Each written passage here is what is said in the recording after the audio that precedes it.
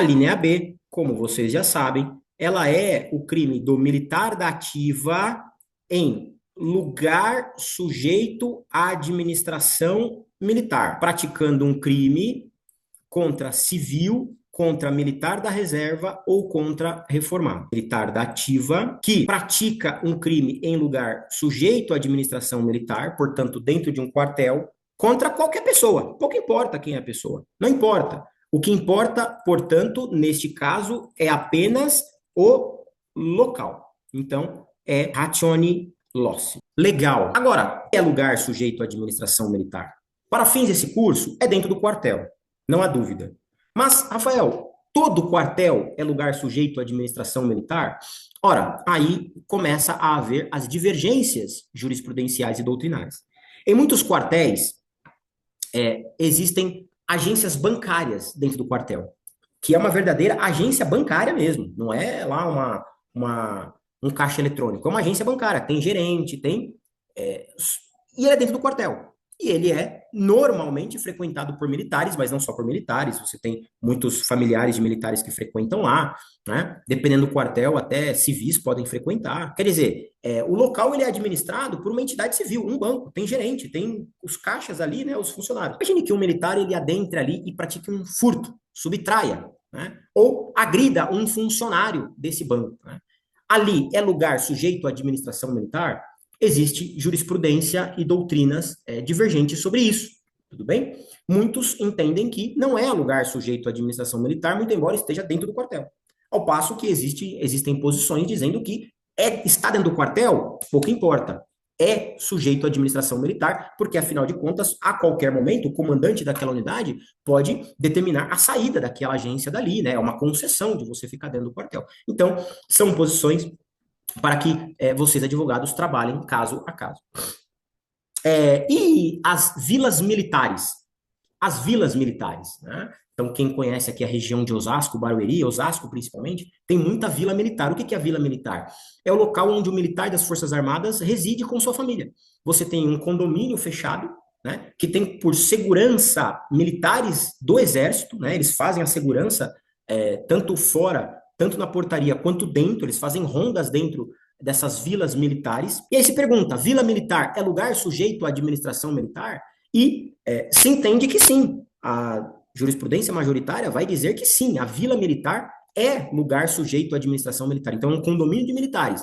Mas, se tiver um crime ali sendo praticado por um militar da ativa, ele responderá perante o Código Penal Militar. Rafael, mas e dentro da casa? Bom, dentro da casa, aí, por conta do asilo inviolável, do direito fundamental, se entende que um crime praticado dentro da casa do militar que está dentro da vila militar não é crime militar, seria um crime comum, porque dentro da residência você não é lugar sujeito à administração militar, tudo bem? Mas, claro, a mesma regra quando falamos do crime de violação de domicílio, apenas se a casa efetivamente estiver ocupada pelo militar. Porque imagine que uma casa não é ocupada por nenhum militar. E aquela casa aberta, né, aquela casa que não está servindo de residência para ninguém, é alvo de um crime ali dentro, tudo bem? Ali é crime militar, lugar sujeito à administração militar.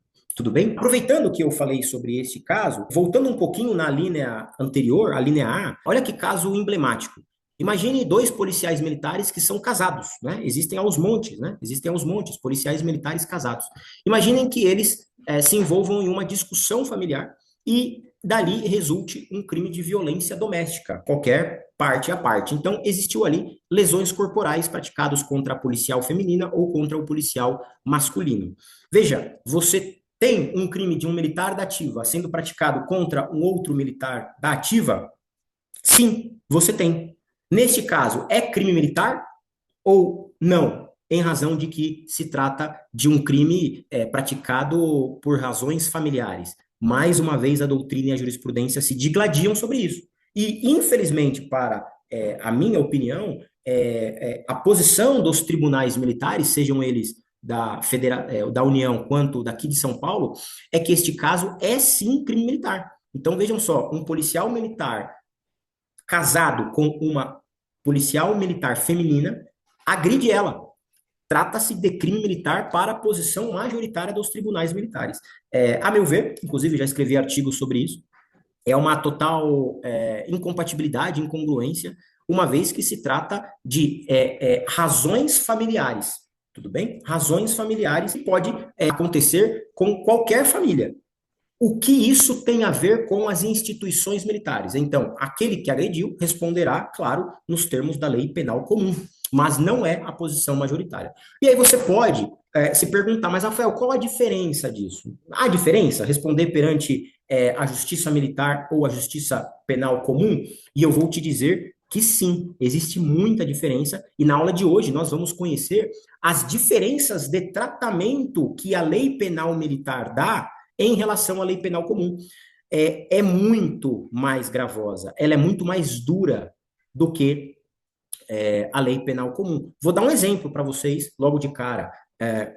Não é possível a transação penal, nem a suspensão condicional do processo, nem qualquer medida consensual nos termos da Lei 9.099. Lembra da Lei 9.099? Claro que você lembra.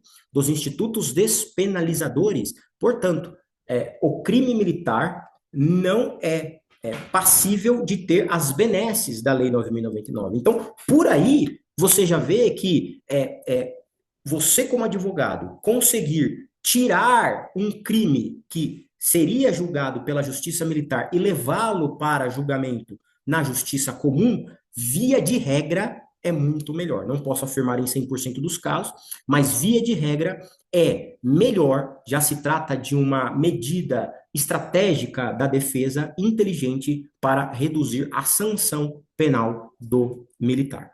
Tudo bem, gente?